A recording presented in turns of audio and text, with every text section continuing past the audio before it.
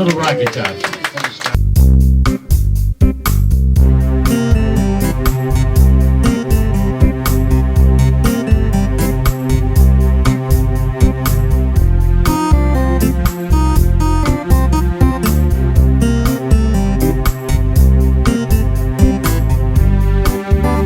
With your pan in hand, scoop into that water trough and fill your pan with water. Start shaking it side to side. While you're shaking it side to side, start tilting it away from you. You'll see that pay dirt just slide towards the very front of the pan.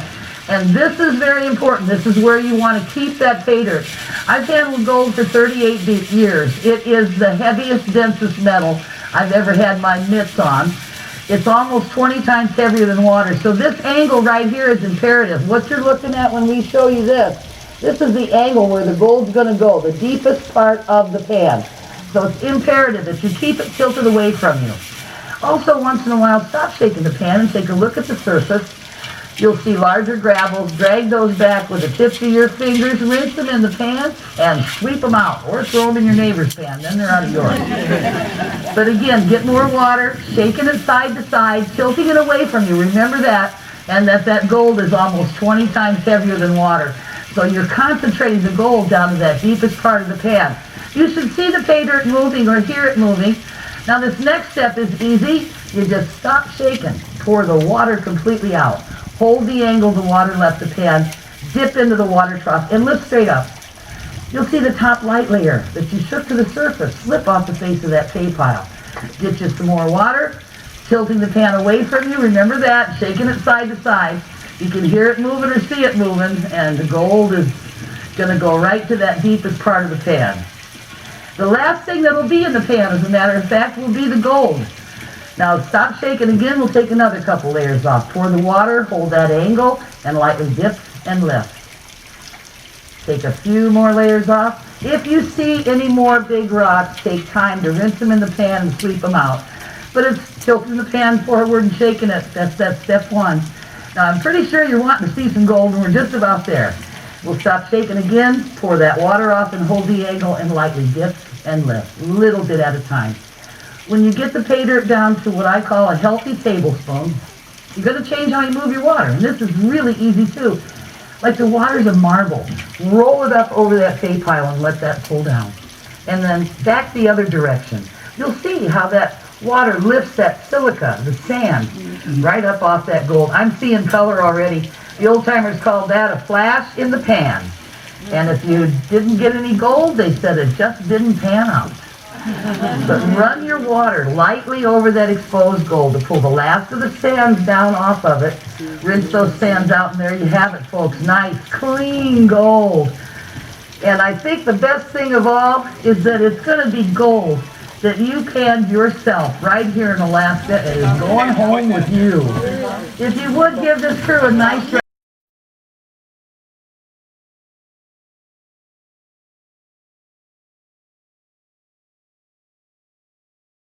And you have to understand the layers of material in the ground we're dealing with to understand the mining methods I'm going to talk about.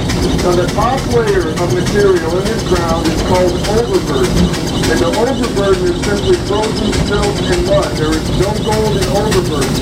Underneath that you got layers of frozen gravel, and then finally you have bedrock. If there's any there to be found in any quantities worth mining, and it's not going to be up at the surface in that creek, it's going to be right down there at bedrock underneath all that frozen ground. This is what a typical drift mine looks like here in Fairbanks during the gold rush. The mines were called drift mines, and the men that worked them were called the drifters. I'll explain those terms in just a minute. The most important piece of equipment on every drift was the big boiler. That's this one right behind me. The drifters burned wood, boiled water, and used the steam that they produced to power their equipment and to thaw the frozen ground they had to deal with on their claim. Once all their equipment was set up, they would pick a spot on that claim, and they would start to dig a shaft straight down. They would dig down through the frozen overburden, down through the frozen gravel, and all the way to bedrock, as much as 300 feet on some of the deepest ground here. And if they were lucky, and they hit that pay streak of gold at bedrock, they would then start to dig a side tunnel off of that shaft that was called a drift. And that's where there was drifters, and this is a drift mine. They were drifting off of that vertical shaft, following that pay streak of gold as it lay across bedrock. Once that shaft was dug, they would send steam lines down from their boiler. And those steam lines were attached to steam points, like this one right here. Many called the muckers who worked underground would hammer these steam points into the frozen face of the drift to thaw out that gold-bearing gravel. Once that material was thawed, they would excavate with picks and shovels, fill up wheelbarrows, 175 pounds per load. They would move that thawed gravel from the face of the drift back to the bottom of the shaft. They filled the bucket up that was waiting for him there. They would signal their engineer on the surface. He would engage his winch, lift that full bucket up and out of the shaft. It would travel up the line and drop its contents into a big pile of material like this right here that is called pay dirt. Now these piles of pay dirt are gold mixed in with sand and rock. And these piles of pay dirt were also called the winter dumps. They were the winter dumps because all excavation work was done here in the Fairbanks district in the wintertime. The drifters worked underground in the drift all winter, excavating that gold-bearing material and building up these tremendous piles of pay dirt. What they were looking for here was called placer gold. Placer, P-L-A-C-E-R. Placer gold is gold that has been separated from the original lode source or the mother lode by naturally roasted processes. Over millions of years, as that lode was exposed to the elements, that soft gold started to weather and break free, and gold loves to move. That placer gold was washed down the hills into the valleys. Because of its weight, it sank, came to rest at bedrock, and that is how those pay streaks of the placer gold were formed down there at bedrock.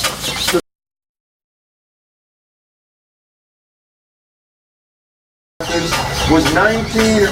In 1909, $11 million worth of placer gold was recovered and sent to the banks in Seattle. At $17 an ounce at that time, that's about 650,000 ounces of gold recovered in one 4-month cleanup.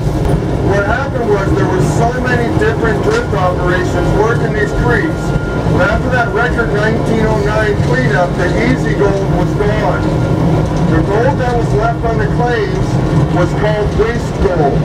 A waste of time to mine it because it cost more to get out of the ground than it was worth using those primitive drift mining methods.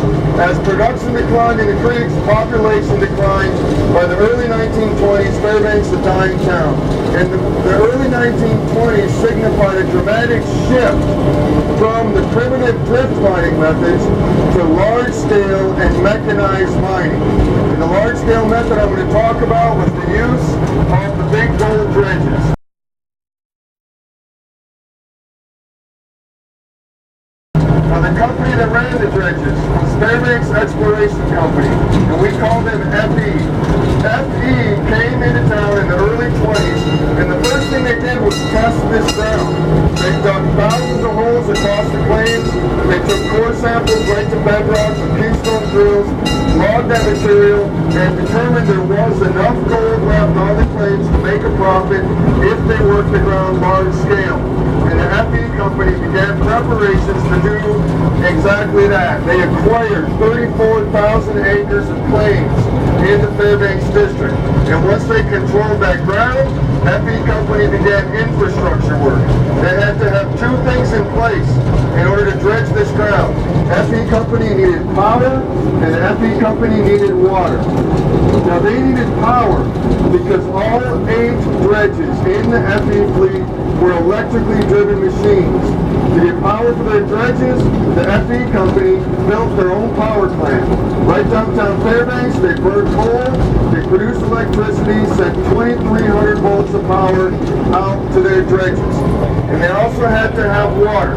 You have to have a steady and reliable source of water to mine placer gold. It's absolutely essential. To get the water they needed, the FE company built the Davidson Ditch. And ditch construction is showing up on your screens right now.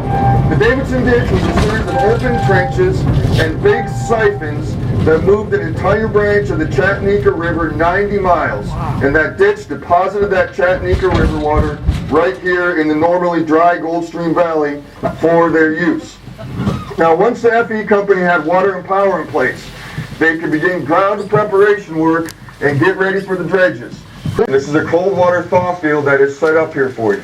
The points themselves are hollow pipes and sections that could be easily screwed together as they went down to depth. Your starting point would have a sharp, beveled edge and a little hole at the bottom for water outlet. They would set these points up on a base, hold them stable in the ground, an adjustable driving clamp that was kept about waist height, this one slipped a little bit, a 24-pound sliding hammer. Workers called point drivers would pick up the hammers and drop them on the clamps, and pick them up and drop them. Pick them up, 12 hours a day, 7 days a week, point drivers picking up hammers and dropping them, rain or shine, you stop dropping that hammer and you're fired. At the same time that the point drivers were working, employees in the fields called the point doctors were monitoring water flow and ground temperature. They were again taking water off the Davidson ditch. They were forcing it down that pipe. When that cold water came out the point and hit that frozen ground beneath it, it would bounce back, rise to the surface, and as it rolls, that cold water would thaw out that gravel. And the point doctors called the ground thawed and stable when measured at 32.5 degrees right down at bedrock. A tremendous amount of work in stripping and thawing. It took 7 years to go from a piece of untouched ground to a piece of ground that was stripped, thawed, and ready for a dredge to dig for an entire 200-day season, and that was the FE company's target every year. Now, before the first dredge went into operation, and before the FE company had recovered one single speck of placer gold, they spent $15 million on preparation. And $15 million cash in 1928 was a tremendous amount of money. And they were not going to spend that money up front without the expectation of a big return on the other end. And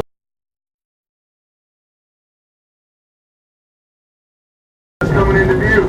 You never would have had a bunkhouse right next to a gold dredge. This machine was deafeningly loud in operation. All these camps are located up in the hills. The men were transported to work their shifts. Up on your screen, a 360-degree fly around of the dredge, and there's the real thing coming into view on your right. And out front, braving the rain, is my friend Yukon Yaga, and she is going to explain the operation of this dredge to you guys.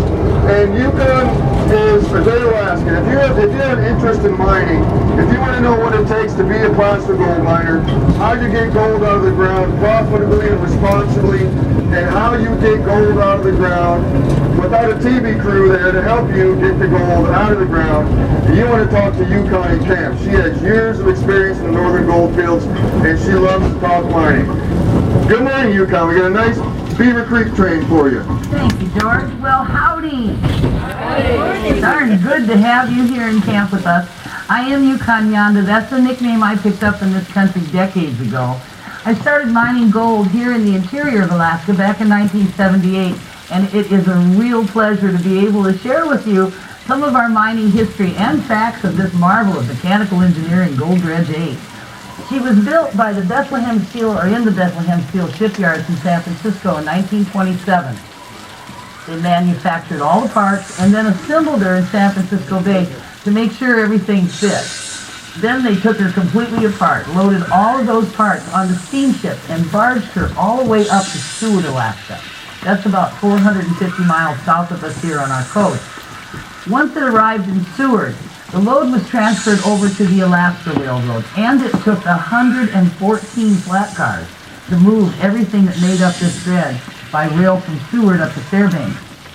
Once in Fairbanks, it was transferred one more time, and that was over to the narrow gauge Tanana Valley Railroad, like the replica you're riding on now, and railed out here to Fox.